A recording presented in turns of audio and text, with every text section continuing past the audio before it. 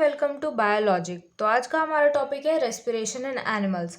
हम लोग ने पिछले वीडियो में देखा था रेस्पिरेशन इन प्लांट्स। तो शुरू करते हैं। Different animals have different modes of respiration. Simple unicellular organisms like amoeba respire by simple diffusion of gases through cell membrane. जो उस ऑर्गेनिज्म, मान लो अमीबा है, ये अमीबा तो इरेगुलर इन शेप होता है, तो इसका जो ये सरफेस है, ये सरफेस के थ्रू ही डिफ्यूजन से रेस्पिरेशन करता है सेल मेम्ब्रेन के हेल्प से। सेल मेम्ब्रेन मतलब क्या? प्लांट्स में क्या होता है? सेल मेम्ब्रेन होता है, उसके बाहर सेल वॉल होती है? लेकिन एनिमल्स में ये सेल वॉल नहीं होती है।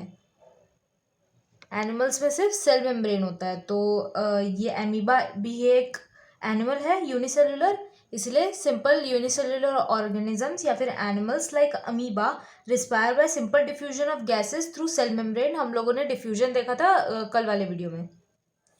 अब देखते हैं कुछ ऑर्गेनिज्म के एग्जाम्पल्स है, वो लोग कैसे करते हैं। अर्थवर्म किससे करता है? स्किन से। तो अर्थवर्म का पूछेंगे रेस्पायर कैसे करता है या फिर गैसियस एक्सचेंज कैसे करता है, तो स्किन से करता है। Aquatic animals like fish, fish किससे करते हैं? गिल्स से। ये तो हम लोगों को बचपन से पता है। इंसेक्ट्स में एक एग्जाम्पल ले लिया कॉकरोच, और भी बहुत सारे एग्जाम्पल्स हो सकते हैं, जैसे कि बटरफ्लाई हो गया, house fly, mosquito, grass hopper, ये सब हो गए। ये सब कैसे करते हैं? स्पिरैकल्स प्रेजेंट ऑन देम। स्पिरैकल्स क्या होते हैं एक्चुअली में?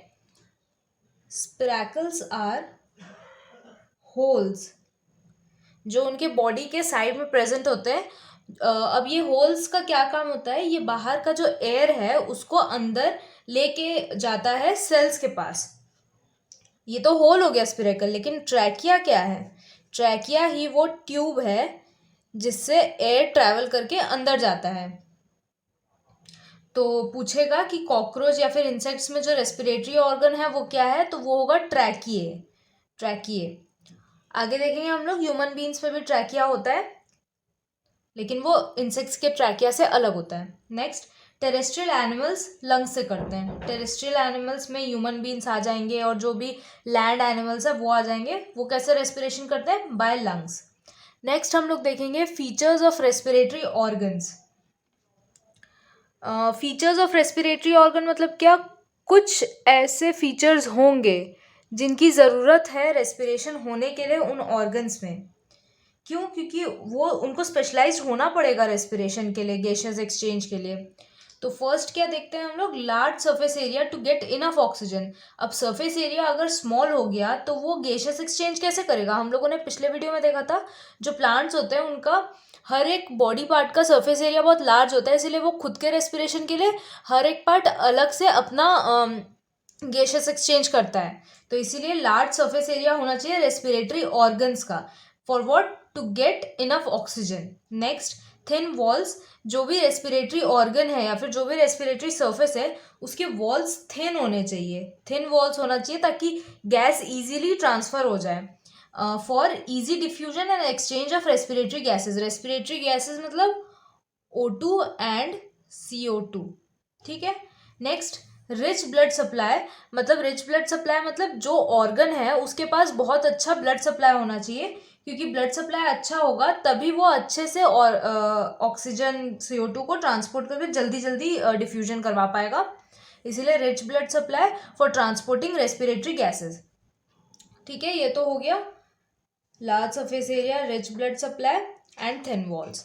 नेक्स्ट हम लोग का है रेस्पिरेशन इन फिश। देखेंगे थोड़ा सा। अभी हम लोग देखेंगे रेस्पिरेशन इन फिश।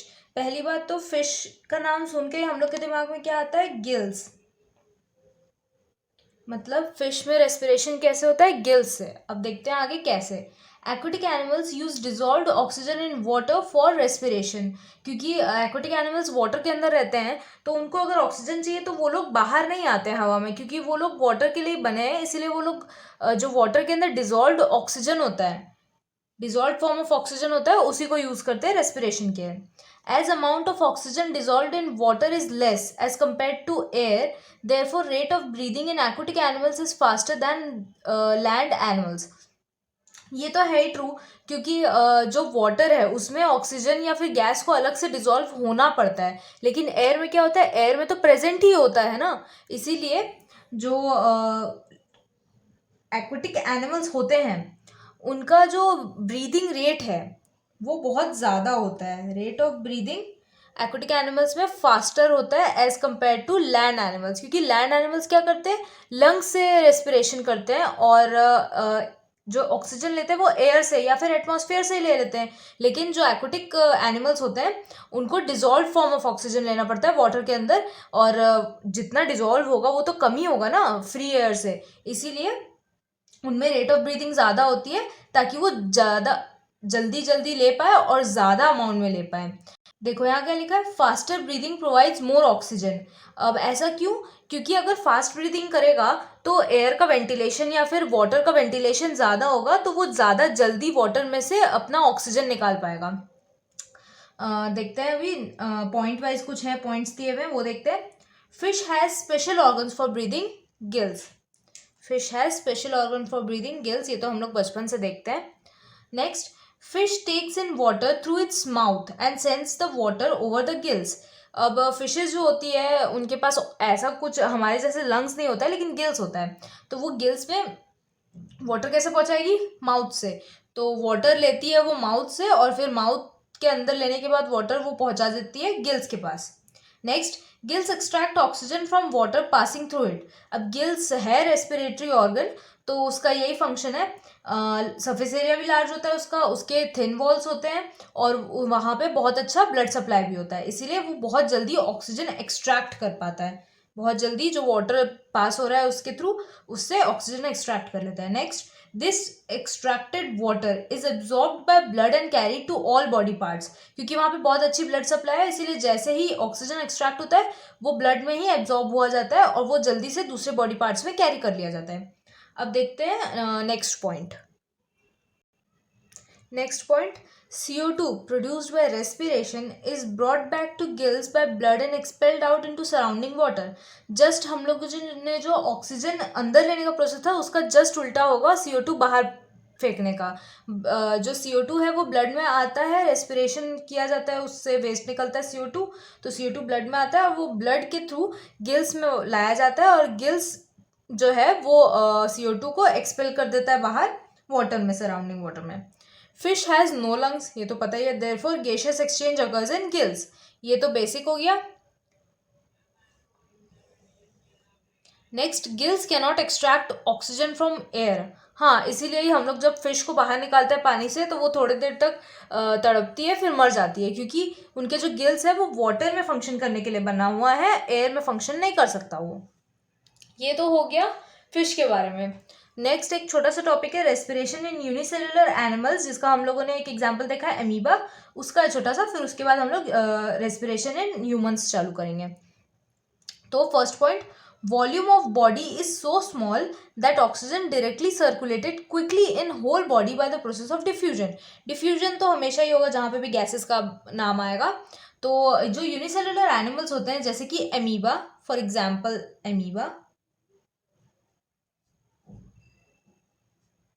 एमीबा है इसका एग्जाम्पल, इनका जो है इनका वॉल्यूम छोटा होता है। मतलब ये तो सिंगल सेल होते हैं, ऐसे ऐसे सिंगल सेल ऐसे पड़े हुए हैं, तो सिंगल सेल का वॉल्यूम कितना होगा, बहुत कम, तो इसीलिए इनका जो वॉल्यूम होता है बहुत कम होता है, इसीलिए ऑक्सीजन जो है वो डायरेक्टली सरफेस के थ्रू एब्जॉर्ब कर लिया जाता है bye the process of diffusion, और ये बहुत ही जल्दी पूरे बॉडी में सर्कुलेट कर दिया जाता है। Diffusion is a slow process. अब भाई डिफ्यूजन है स्लो प्रोसेस, लेकिन यूनिसेलुलर ऑर्गेनिज्म को चाहिए ही कितना, और उसको ज़्यादा दूर तो ट्रांसपोर्ट करना नहीं है, इसीलिए उसके सारे सरफेस भी ऊपर से करते हैं, तो इसीलिए वो डिफ्यूजन का ही सहारा ले लेता है। Diffusion is a slow process, therefore is not suitable for large animals. Small animals के लिए ये सूटेबल है, क्योंकि भले ही ये स्लो है लेकिन इनके सारे जो भी सरफेस है अवेलेबल वो सब सरफेस कर सकते हैं ये, इसीलिए। लेकिन लार्ज एनिमल्स में ऐसा नहीं होता, लार्ज एनिमल्स में गैसेस को ट्रांसपोर्ट भी करना होता है और जल्दी करना होता है थोड़ा, इसीलिए। CO2 also diffuses out of the cell by diffusion. हाँ, क्योंकि अंदर लिया है डिफ्यूजन से तो बाहर भी छोड़ेगा तो डिफ्यूजन से। ये हो गया रेस्पिरेशन इन यूनिसेलुलर एनिमल्स। अब देखेंगे हम लोग next respiration in humans. Respiration in humans, पहले हम लोग थोड़ा ब्लड का फंक्शन देख लेंगे, फिर उसके बाद हम लोग पूरा रेस्पिरेटरी सिस्टम करेंगे अच्छा से। तो चलो देखते हैं। Diffusion is insufficient to fulfil oxygen requirements of large organisms, पिछले पेज में देखा था, like humans, because volume of body is so big that oxygen can not diffuse in all the cells of human body quickly. हम लोग को बहुत जल्दी चाहिए होता है, इसीलिए हम लोग डिफ्यूजन का सहारा नहीं ले सकते। Next, because gases have to travel large distances in body to reach every cell, मतलब हमारा जो गैसियस एक्सचेंज होता है वो होता कहाँ है, लंग्स में, लेकिन उस ऑक्सीजन को कहाँ तक पहुँचना होता है, हमारे मतलब पूरा हेड से टो तक पहुँचना होता है, और लंग्स से टो के बीच का जो डिस्टेंस है वो बहुत छोटा तो है नहीं जो डिफ्यूजन से इजीली हो जाएगा, इसीलिए हमको कुछ और एक स्पेशलाइज्ड मीडियम की ज़रूरत है जिससे हम लोग फास्ट उसका सर्कुलेशन करवा पाए। Therefore, in large animals, there is a blood circulatory system. There is a blood circulatory system to carry oxygen to all parts of the body quickly and remove CO2. ये जो blood है ये बहुत ही quick काम करता है, oxygen को circulate कर देता है हर एक पार्ट्स, बॉडी पार्ट्स के पास, और CO2 को जल्दी से रिमूव भी कर लेता है। इसको क्या बोलते हैं हम लोग, blood circulatory system. Blood circulatory system. Blood has a respiratory pigment called haemoglobin. अब ये याद रखना, ब्लड में एक तो पिगमेंट होता है हीमोग्लोबिन। हम लोग ने जब प्लांट्स पढ़ा था, प्लांट्स में क्या पढ़ा था, फोटोसिंथेसिस में, कि फोटोसिंथेसिस जहाँ होता है वो सेल कौन सा होता है, क्लोरोप्लास्ट, और वो क्लोरोप्लास्ट के अंदर पिगमेंट कौन सा होता है, क्लोरोफिल, वो कौन से कलर का होता है, ग्रीन। वैसे ही उससे थोड़ा रिलेट करके यहाँ कर लो कि हमारा जो रेस्पिरेशन के लिए जो मीडियम चाहिए वो क्या चाहिए, ब्लड। अब ब्लड में भी कुछ एक स्पेशलाइज्ड सेल्स होते हैं, वो होते हैं रेड ब्लड सेल्स। उन रेड ब्लड सेल्स के अंदर क्या रहता है, हीमोग्लोबिन। हीमोग्लोबिन एक पिगमेंट है, ये हीमोग्लोबिन पिगमेंट कौन से कलर का होता है, रेड कलर का, रेड कलर का होता है, क्योंकि इसीलिए तो आरबीसी का नाम रेड ब्लड सेल्स है या फिर रेड ब्लड कॉर्पसेल्स है। तो blood has a respiratory pigment called haemoglobin. Question आएगा which is the respiratory pigment in blood, तो वो होगा आंसर हीमोग्लोबिन, और पूछेगा what is the colour of haemoglobin, तो वो होगा red. Which carries oxygen from lungs to all the body cells very efficiently, बहुत अच्छे से काम करता है ये।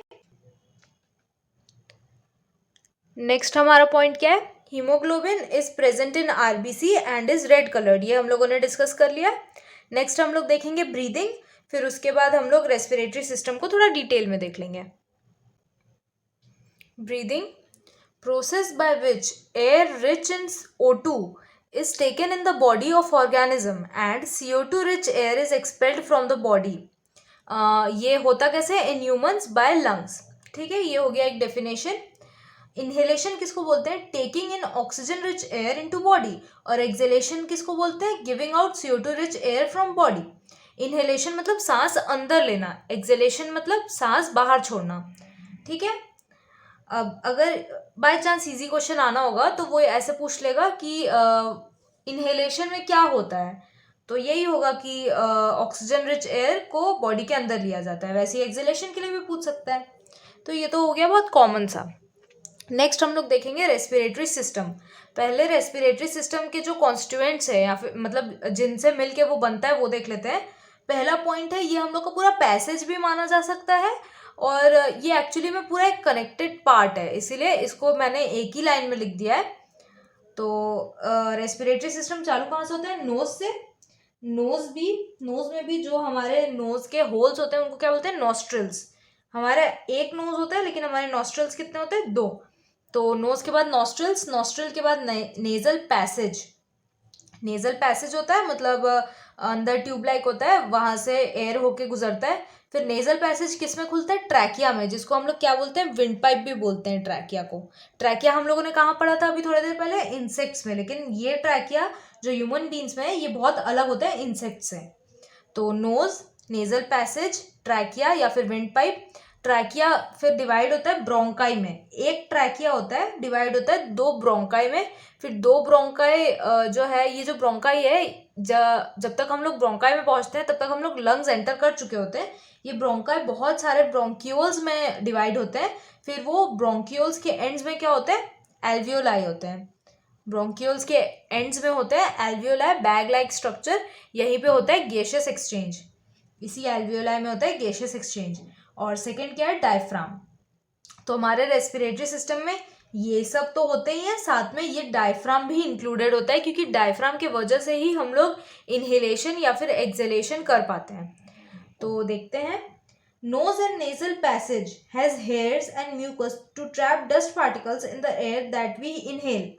अब ये जो नोज है हमारा, नोज और नेजल पैसेज ट्रैकिया से पहले तक, यहाँ पे क्या होता है, हेयर्स होते हैं और म्यूकस होता है। अब ये हेयर और म्यूकस बहुत इंपॉर्टेंट है, क्योंकि म्यूकस जो है वो क्या करेगा, हमारे नोज के अंदर जो भी डस्ट पार्टिकल्स घुस रहे हैं उनको मॉइस्ट करने का काम करेगा। मतलब म्यूकस होता है थोड़ा सा लिक्विडी टाइप, तो वो क्या करेगा, डस्ट पार्टिकल्स को मॉइस्ट करने का काम करेगा, और हेयर क्या काम करेगा, उसको ट्रैप करने का काम करेगा।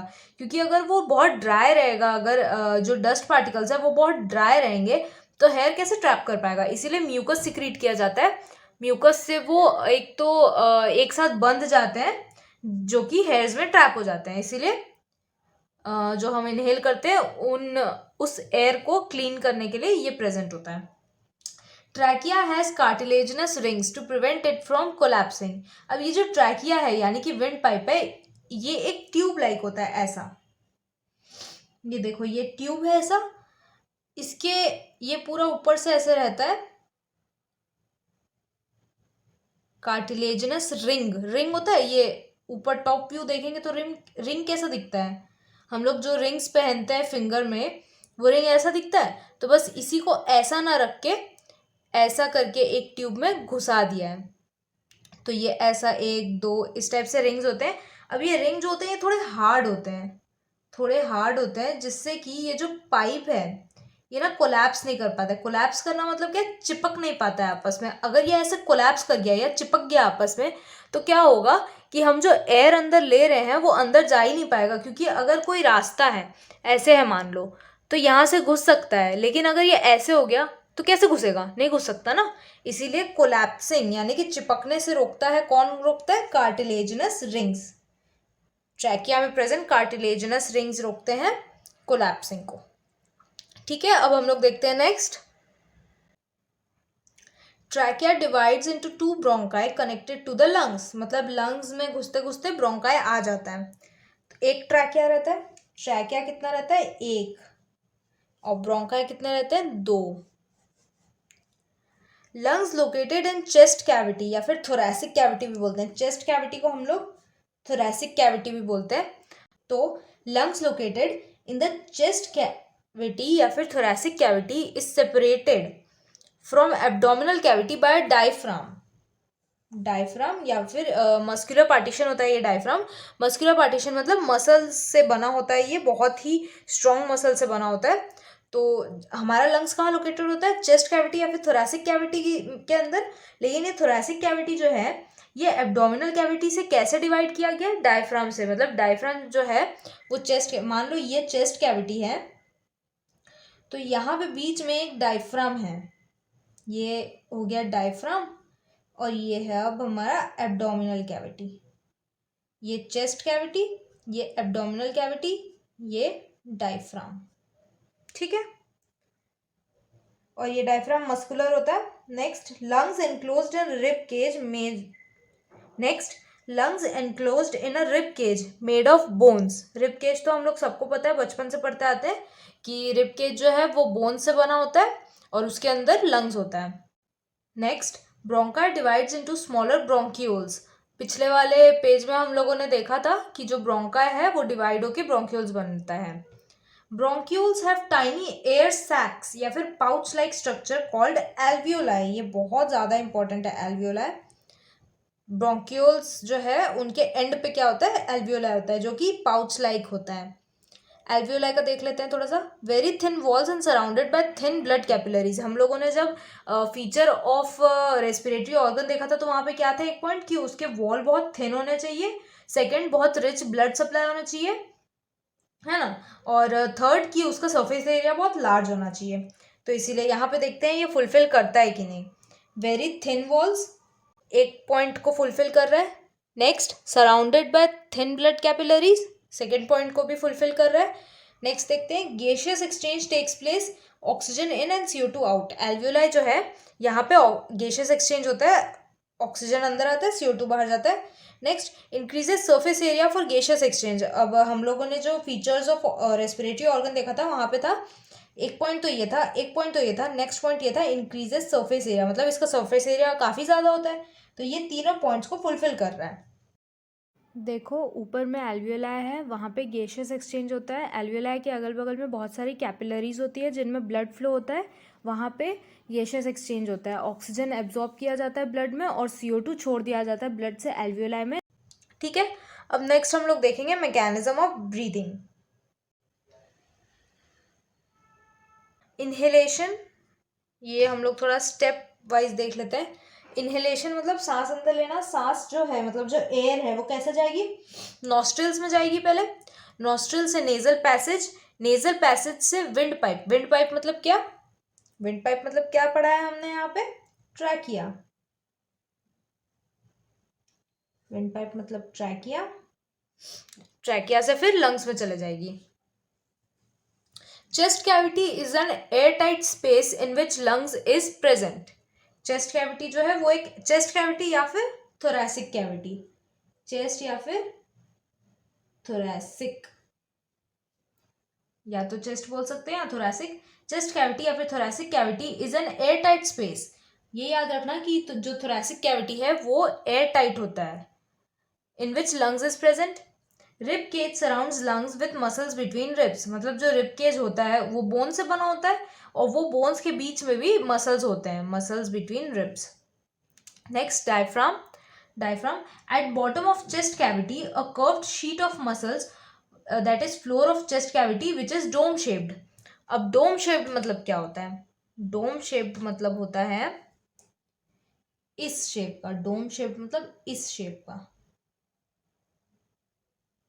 ये इस शेप का होता है, ऐसा होता है। ठीक है, ऐसा नहीं होता है, ऐसा नहीं होता है, ऐसा होता है डोम शेप का। तो डायफ्राम जो है वो बॉटम ऑफ चेस्ट कैविटी या फिर फ्लोर ऑफ चेस्ट कैविटी पे प्रेजेंट होता है और ये जो है कर्व्ड शीट ऑफ मसल है which is known as dome shaped. Next, breathing involves movements of rib cage and diaphragm. ये पूछ सकता है कि breathing involves which of the following.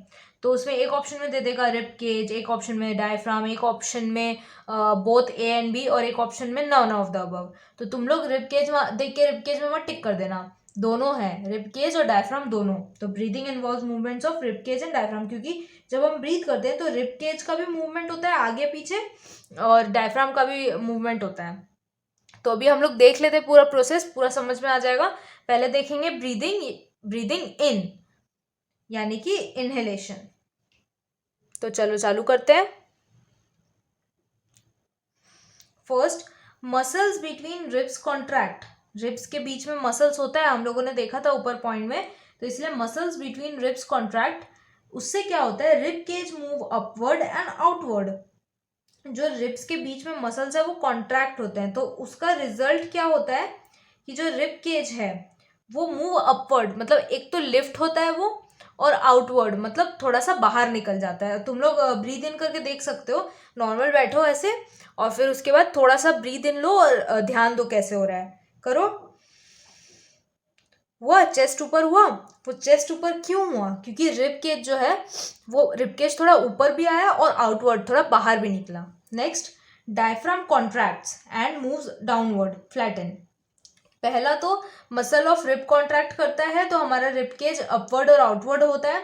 Second, जब डायफ्राम भी कॉन्ट्रैक्ट होगा, इन दोनों का कॉन्ट्रैक्शन से ही ब्रीदिंग इन या इनहेलेशन हो सकता है, तो इसीलिए डायफ्राम कॉन्ट्रैक्ट होता है। तो उससे क्या होता है कि जो डायफ्राम है वो पहले तो ऐसे शेप का था, लेकिन हम लोगों ने ब्रीद इन किया तो वो ऐसे शेप से थोड़ा सा ऐसा शेप हो जाता है, तो मतलब थोड़ा सा फ्लैटन हो गया, हुआ ना थोड़ा सा फ्लैटन।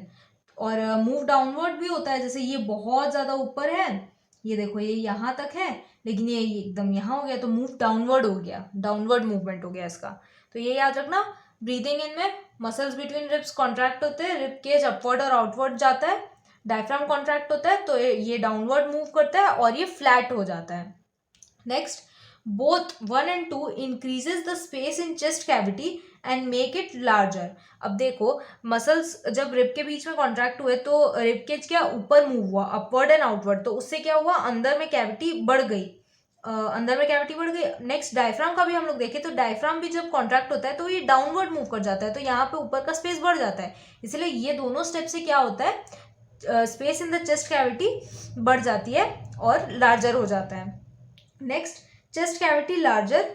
अब चेस्ट कैविटी लार्ज हो गया है तो उससे क्या होगा, air taken in from outside into lungs, क्योंकि पहले जितना एयर था वो पहले के चेस्ट कैविटी के साइज के हिसाब से था या फिर वॉल्यूम के हिसाब से था, लेकिन अब क्या हो गया, चेस्ट कैविटी का वॉल्यूम लार्जर हो गया है, तो इसलिए बाहर से एयर अंदर लेना पड़ रहा है। Lungs filled with air and expand. अब बाहर से एयर अंदर आया तो लंग्स जो है वो उसके अंदर एयर चले गया और वो एकदम एक्सपैंड हो गया या फिर बड़ा हो गया। ये तो हो गया ब्रीदिंग इन या फिर इनहेलेशन। नेक्स्ट हम लोग देखते हैं ब्रीदिंग आउट या फिर exhalation. Breathing out, exhalation. First, muscles between ribs relax. Inhalation में क्या होता, कॉन्ट्रैक्ट हुआ था, इसलिए यहाँ पे क्या हो रहा है, रिलैक्स हो रहा है, तो क्या होगा, rib cage move downward and inward.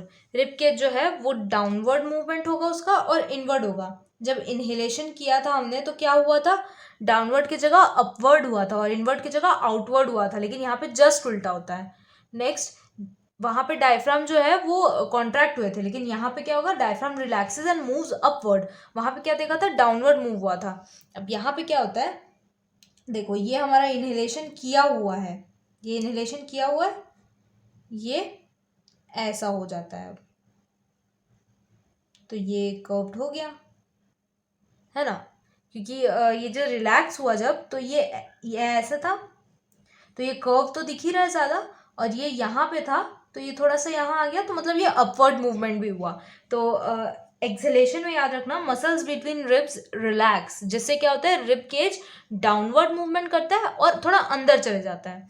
वही डायफ्राम भी रिलैक्स होता है और वो both 1 and 2 decrease space in chest cavity and make it smaller. अब इन दोनों स्टेप से क्या होता है, जो चेस्ट कैविटी है या फिर थोरैसिक कैविटी है उसका जो वॉल्यूम है वो स्मॉलर हो जाता है। तो चेस्ट कैविटी जब स्मॉलर हो जाता है तो air pushed out from lungs, क्योंकि अभी जो एयर प्रेजेंट था इसमें वो लार्जर वॉल्यूम के हिसाब से एयर था, लेकिन अब चेस्ट कैविटी का वॉल्यूम या फिर साइज छोटा हो गया है, तो अब जो एक्स्ट्रा एयर है उसको बाहर निकालना पड़ेगा, इसलिए air pushed out from lungs. इसमें हम लोग देख सकते हैं लंग्स कैसे इन्फ्लेट और डिफ्लेट हो रहा है और रिब केज कैसे अपवर्ड मूव हो रहा है, फिर उसके बाद डाउनवर्ड मूव हो रहा है जब हम ब्रीद इन और ब्रीद आउट करते हैं। देखो ये भी हो गया हमारा ब्रीदिंग आउट या फिर एक्सहेलेशन। अब देखेंगे कुछ एक्स्ट्रा पॉइंट्स, देखेंगे एक डायग्राम देखेंगे और ये टॉपिक खत्म हमारा।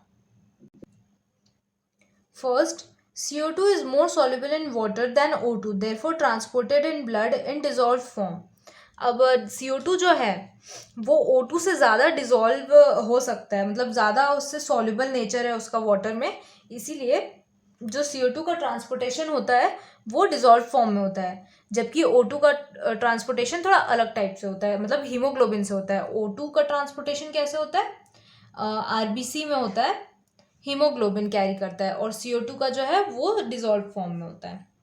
Next, haemoglobin carries oxygen in blood. देखो वही बात हो गया, when air is inhaled and exhaled, lungs always have some residual volume of air so that there is sufficient time for oxygen to be absorbed in blood and CO2 released from blood.